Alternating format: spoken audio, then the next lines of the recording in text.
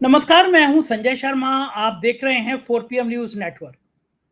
राहुल गांधी के तेवरों से ज्ञानेश कुमार पसीने पसीने हो गए।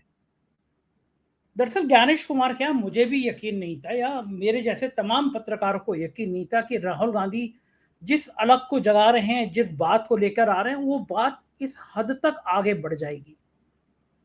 राहुल गांधी ने जब वोट चोरी की बात कही, पहली बार प्रेस कॉन्फ्रेंस की, तो किसी को अंदाजा नहीं था कि यह बात इस हद तक पहुंच जाएगी कि ज्ञानेश कुमार पसीने पसीने हो जाएंगे।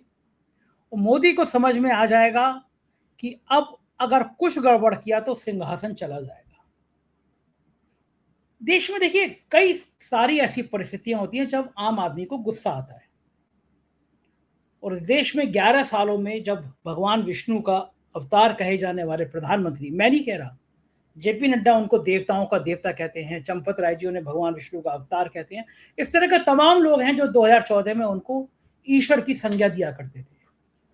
उत्तर प्रदेश में डीजीपी हुए हैं, रिटायर हो गए। वो एक फोर्स में थे, तो सेंट्रल फोर्स में थे, तो उन्होंने मुझसे एक दिन फोन करके कहा कि संजय जी आप बड़ा गलत करते हैं, और वो भगवान विष्णु के अवतार हैं, आपको यकीन मानना चाहिए, आपकी उनको आलोचना नहीं करनी चाहिए। और उसी दिन उनके वो सीआरपीएफ में थे, तो बहुत सारे जवान मारे गए थे। बात तल्ख होती चली गई, तो मुझसे बोलते हैं कि वो आईपीएस महोदय, कि मुझे बड़ी शर्म आ रही है कि आप मेरे दोस्त हैं और आप एक इतने महान आदमी के लिए, प्रधानमंत्री के लिए तल्ख शब्दों का इस्तेमाल कर रहे हैं। तल्ख शब्द क्या आते हैं कि मैंने कहा धोखा नहीं देना चाहिए, देश की जनता को सच सच बताना चाहिए। ये कोई तल्ख शब्द नहीं होते हैं। राजनेता के लिए ऐसी बातें हम कहते हैं, कांग्रेस के लिए भी कहते रहे हैं, समाजवादी पार्टी के लिए भी कहते रहे हैं।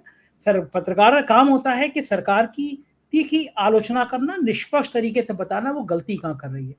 सर, पत्रकार का काम सरकार की चाकरी करना नहीं होता, जैसे सुधीर चौधरी, अंजनाराम कश्यप टाइप के लोग करते हैं। तो बात तो थोड़ी तल्ख हुई, तो उन्होंने मुझसे कहा कि मुझे बड़ी शर्म आ रही है। मैं कहा मुझे बड़ी शर्म इस बात की आ रही है कि आप आईपीएस होकर इस तरह का व्यवहार कर रहे हैं। आईपीएस का मतलब ये होता है कि वो निष्पक्ष रहेगा, वो सबके लिए बात करेगा। आपके मन में वो हिंदू हिंदू पे आ गए। तो मैंने कहा मैं बड़ा शर्मिंदा हूं कि देश के आईपीएस अफसरों के अंदर भी ये बीमारी हो गई है कि वो हिंदू मुसलमान पर आके बात करने लगे। और वो भी उस दिन मुझसे आप इस तरह शब्दों में बात कर रहे हैं जिस दिन आपके यहाँ 16-17 जवान मरे हैं। आपको तो नींद नहीं आनी चाहिए। लेकिन मैं बाद में मनन करता रहा, चिंतन करता रहा कि समाज में जहर कहाँ तक चला गया कि अब आईपीएस अफसर भी हिंदू मुसलमान की बात करने लगे।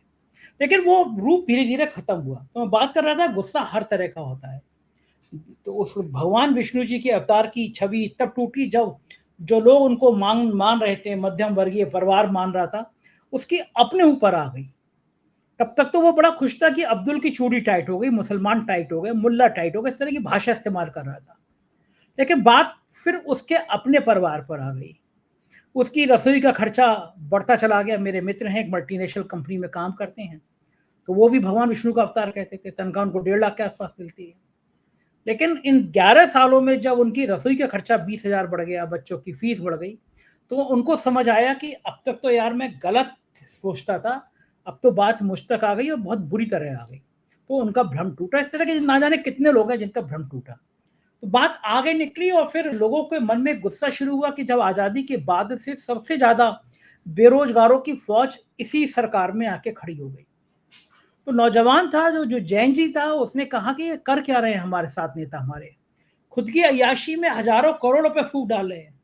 और हमें अगर फौज में नौकरी मिल जाती थी, पूरा जीवन गुजार दिया करता था। नौजवान जाड़ों के दिनों में मैंने 4 बजे उठ के रेस लगाती हुई ना जाने कितने नौजवानों को देखा है।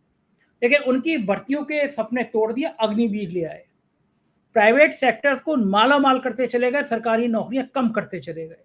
अब करे क्या बेरोजगार? तो बेरोजगारों को सलाह दे दी गई कि भैया अब आप पकौड़े तलो। पकौड़े तलना भी रोजगार है। नए नए विज्ञान के आविष्कार किए जाने लगे माननीय प्रधानमंत्री जी द्वारा, कि नाले के गैस से आप चूल्हा जला सकते हैं। नाले से जो गोबर और गंदगी होती है, उसकी गैस बनती है, उससे आपका चूल्हा जल जाएगा। या बादल जब आ जाते हैं तो रडार नहीं पकड़ पाता। मतलब इस तरह के नए नए प्रधानमंत्री जी ले आते हैं।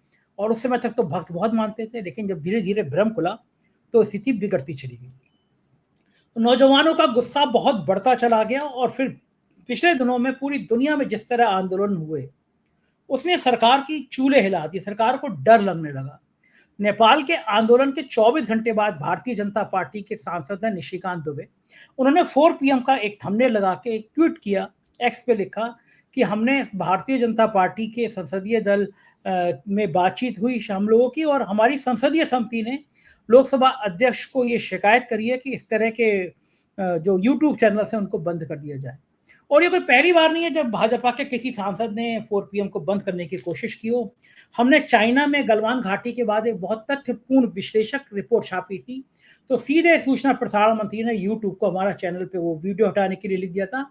हमने कहा भी माननीय मंत्री महोदय पहले हमको लिख देते, हमसे पूछे थे खबर सही है गलत है, या हमसे कहते हटाने को, सीधे यूट्यूब पे पहुंच जाते हो आप। हमने यूट्यूब को भी लिखा कि गलत पूरी तरह से खबर सही है, मंत्री जी को गलत जानकारी है।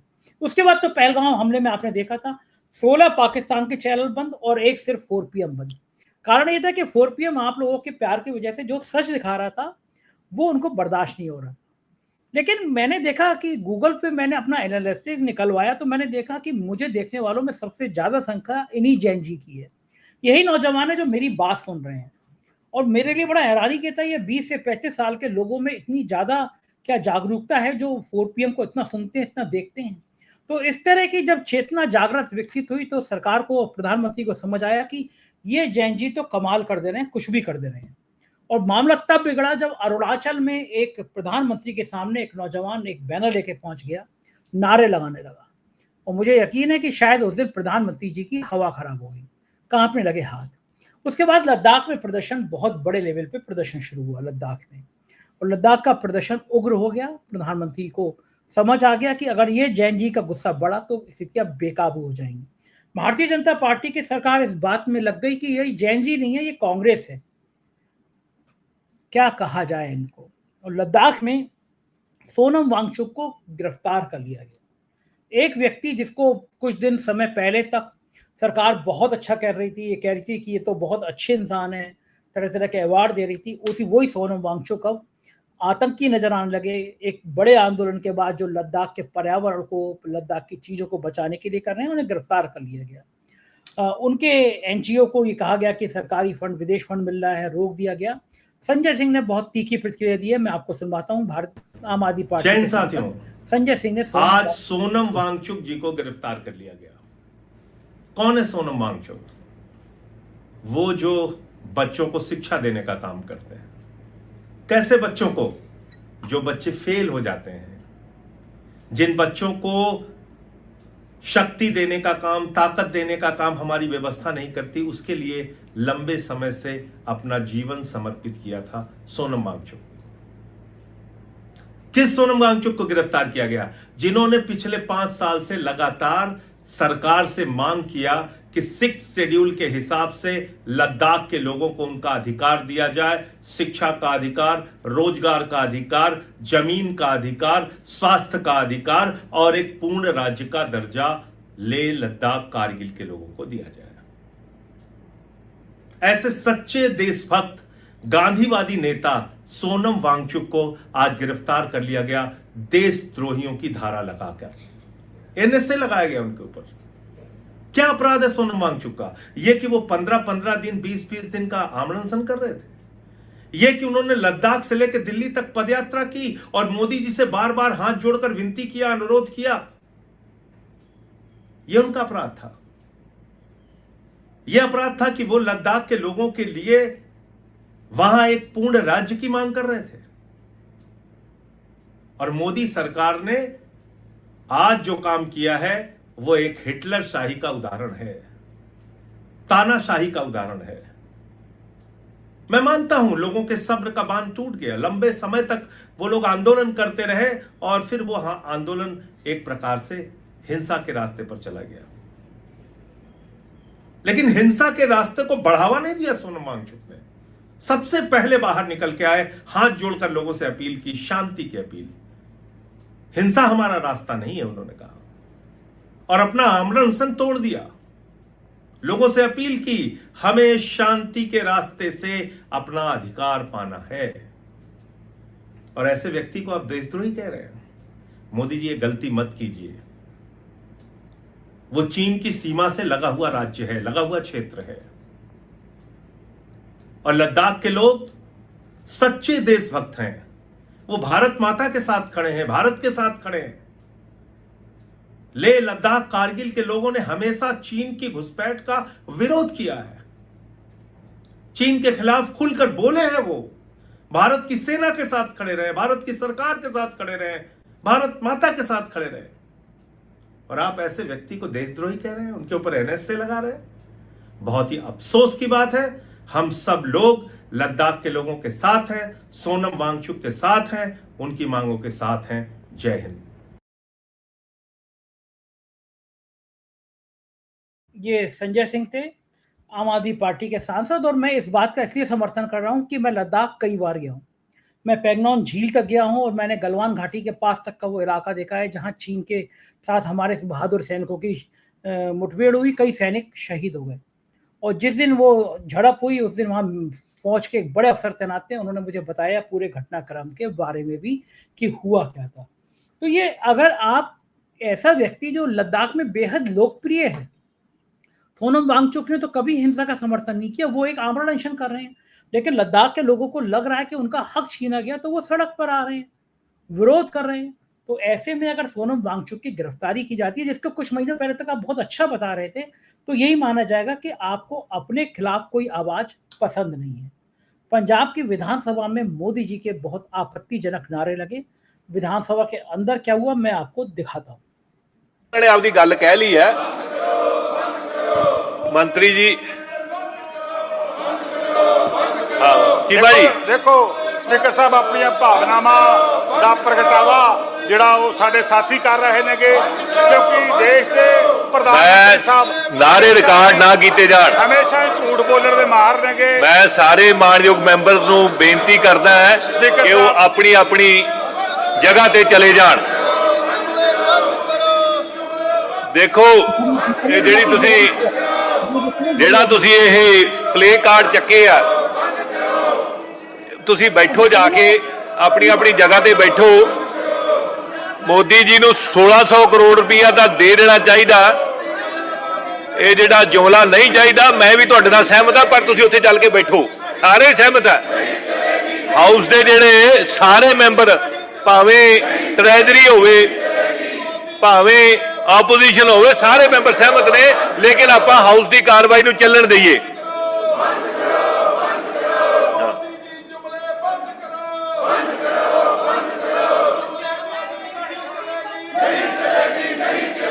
मैं सदन के सारे सत्कारयोग मैंबरां नूं बेनती करदा है कि अपनी अपनी जगह ते जाके बैठण।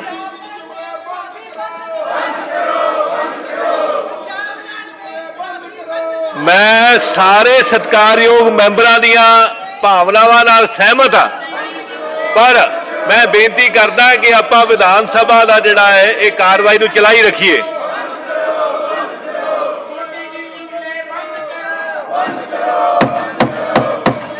सारे सत्कारयोग मैंबरां नूं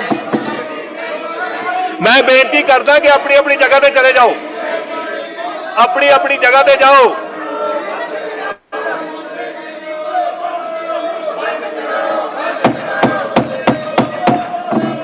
सारे मैंबर साहबान नूं बेनती करदा कि अपनी अपनी जगह ते चले जाण। मैं तुहाडीआं सारियां गल्लां नाल सहमत है, इस मंग नाल मैं भी सहमत है, सारे सहमत ने, हाउस सारा सहमत है, पर आप कार्रवाई चलन दीए।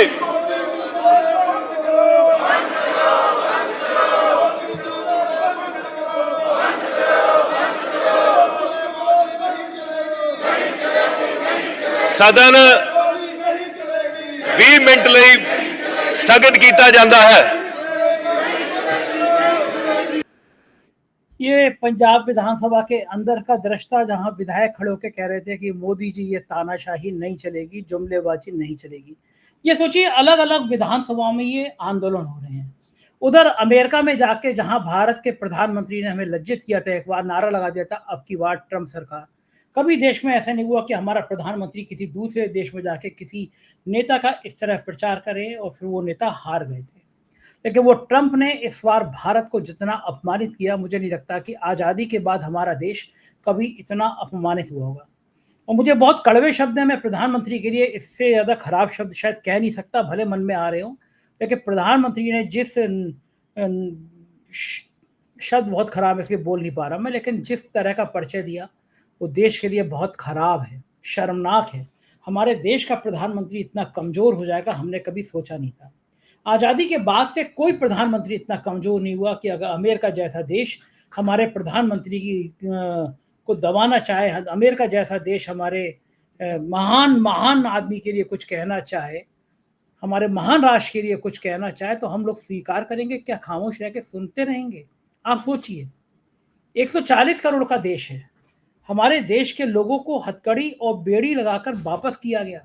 दुनिया के किसी अमेरिका के में आए घुसाए लोगों को इस तरह वापस नहीं किया गया।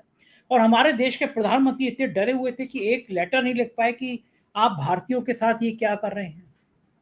उसके बाद लगातार अमेरिका भारत की बेइज्जती कर रहा है। वो बार बार कह रहा है कि मैंने भारत और पाकिस्तान का युद्ध रुकवा दिया, 40 बार कह रहा है, लेकिन हम कभी मना नहीं कर पाए, कभी हम ट्रंप के लिए कह नहीं पाए ट्रंप साहब झूठ बोल रहे हैं। ऐसी कौन सी कमजोरी थी? इंदिरा गांधी भी थी, जब पाकिस्तान के साथ युद्ध हो रहा था तो अमेरिका ने कहा रोको वरना हम अपना 7वां बेड़ा भेज रहे हैं। इंदिरा गांधी का 8वां नंबर, जो बेड़ा भेजना हो भेजो, भारत के लोग लड़ने को तैयार है। और नतीजा हुआ कि पाकिस्तान के 2 टुकड़े कर दिए थे उस प्रधानमंत्री ने, बांग्लादेश तभी बना।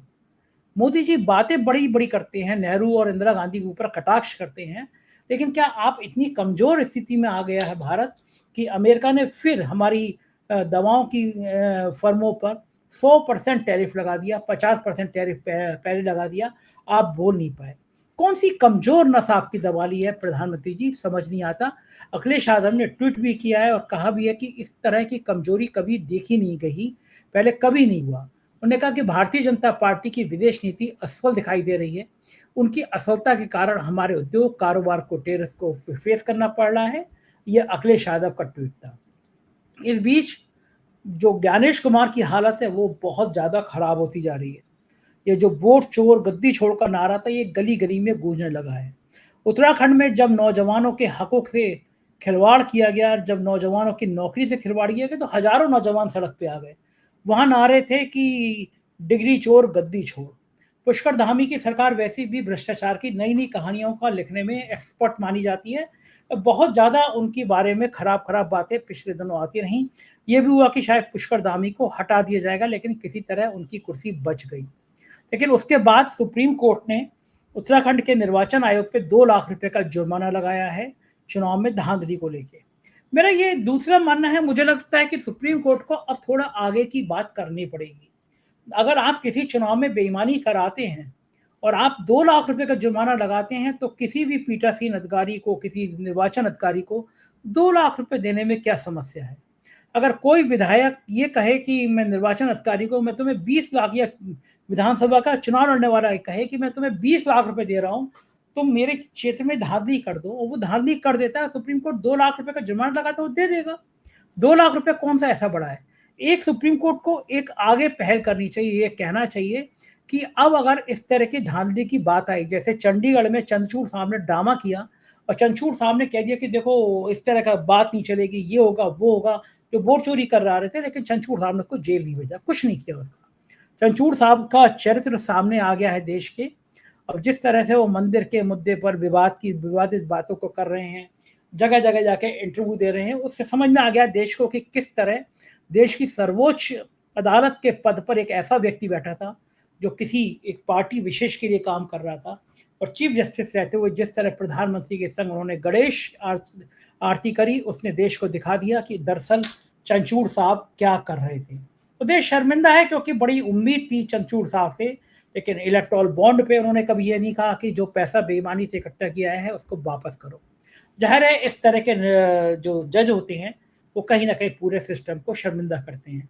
उत्तराखंड के पूरे मामले पर कांग्रेस प्रवक्ता है गुरदीप सिंह सप्पल, उनकी तीखी प्रतिक्रिया सामने आई। उन्होंने कहा उत्तराखंड चुनाव आयोग पर आज सुप्रीम कोर्ट ने 2 लाख रुपए का जुर्माना लगा दिया क्योंकि उसने हाई कोर्ट का आदेश नहीं माना था। ये मामला क्या है और कैसे वोट चोरी में जोड़ा है, देखिए। ये मैं सप्पल साहब का ट्वीट है, मैंने पढ़ के बताया। सप्पल साहब बहुत एक्टिव रहे हैं उत्तराखंड में, लगातार वो चुनाव आयोग को लेकर कटघरे में खड़ा करते रहे हैं, और ये आज का ट्वीट भी उसी सिलसिले में उनका है। इधर जब मोदी जी को समझ में आ गया कि बिहार में तो मामला गड़बड़ा गया, तो वो उस हथकंडे पर उतर आए जो किसी ने सोचा नहीं था। डर गए कि जैन जी का आंदोलन अगर बिहार की सत्ता गई तो और बड़ा हो जाएगा। उन्होंने कहा कि हम हर महिला के खाते में 10,000 रुपए देंगे। पहली किस्त जारी कर दी गई। मैं बड़ा हैरान हूं कि जब चुनाव की घोषणा हो जाती है तब तब प्रधानमंत्री को नजर आता है यहाँ की महिलाओं की स्थिति खराब है, चाहे महाराष्ट्र हो, मध्य प्रदेश हो, बिहार हो। और मैं हैरान हूं कि सुप्रीम कोर्ट को ये तय करना चाहिए कि चुनाव से 6 महीने पहले इस तरह की योजनाओं पर रोक लगनी चाहिए।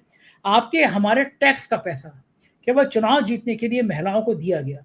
महिलाओं को देना मैं बुरा नहीं मानता, आप 1 साल पहले दे देते ना। 20 साल से लगभग आपकी हुकूमत है बिहार में, तब आपको याद नहीं आया कि वहां महिलाओं की हालत खराब है।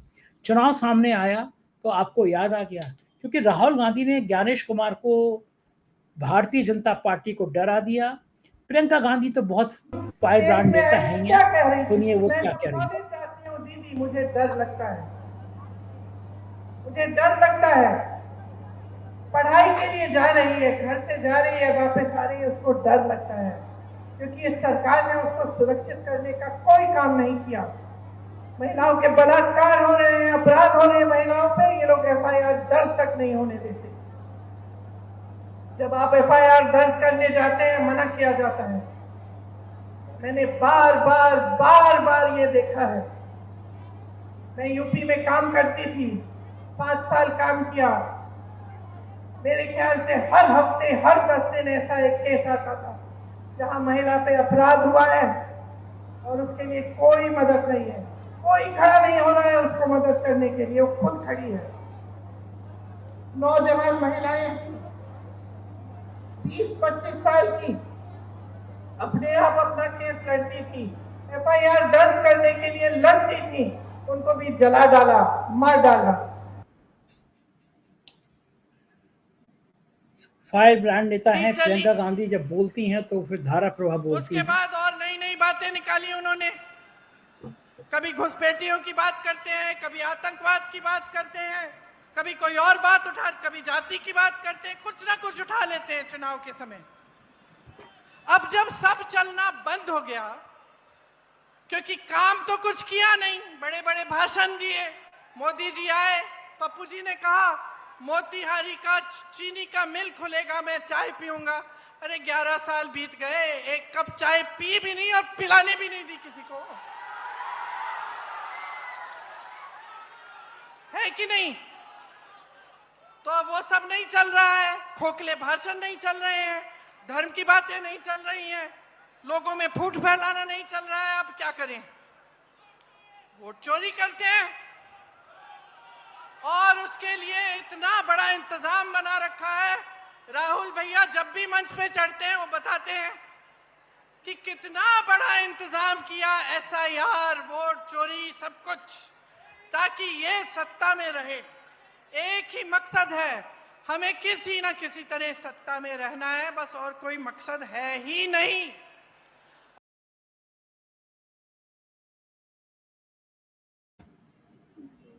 एक ही मकसद है कि किसी तरह वोट चोरी करो, हमें सत्ता में रहना है। और इधर देश में एक नया माहौल आई लव मोहम्मद को लेकर विवाद पैदा हो गया है। मेरे को समझ नहीं आ रहा कि कोई व्यक्ति कह रहा है आई लव मोहम्मद, तो इसमें समस्या क्या है? मैं भी डंके के चोट पे कह रहा हूँ आई लव मोहम्मद। मैं मोहम्मद साहब को बहुत प्यार करता हूँ। मैंने वो किस्सा सुना कि मोहम्मद साहब एक नमाज पढ़ने जाते थे मस्जिद में, रास्ते में एक महिला थी, वृद्ध महिला थी, वो बार बार कूड़ा फेंक देती थी उन पे। मोहम्मद साहब कभी रिएक्ट नहीं करते थे। उनके संगी साथियों ने कई बार कहा कि कैसे फेंक देती है, मोहम्मद साहब ने शांत किया। एक दिन मोहम्मद साहब रास्ते पे जा रहे थे, उस महिला ने कूड़ा नहीं फेंका। मोहम्मद साहब ने कहा कि कहाँ है वो महिला, तो पता चला वो बीमार है। मोहम्मद साहब उसके घर गए और कहा कि बहन जी आप बीमार हैं, मेरे लायक कुछ बताइए, मैं आपकी क्या सेवा कर सकता हूँ। महिला की आंखों से आंसू बहने लगे। बताइए इन मोहम्मद साहब को कौन प्यार नहीं करेगा? चाहे मोहम्मद हो, चाहे राम, भगवान राम हो, चाहे यीशु हो, चाहे गुरु नानक जी हो, ये सारे वो लोग हैं जिनके जीवन हमें प्रेरणा देते हैं। कोई मुसलमान क्या भगवान राम की आराधना करेगा तो हम उसको बुरा कहेंगे? कोई हिंदू अगर मोहम्मद साहब को कहेगा आई लव मोहम्मद, तो क्या हम उसको बुरा करेंगे? दुनिया का कोई धार्मिक ग्रंथ ऐसा नहीं है जो हिंसा की बात करता हो। दुनिया का कोई धर्म ऐसा नहीं है जो मानवता के परे जाके बात करता हो।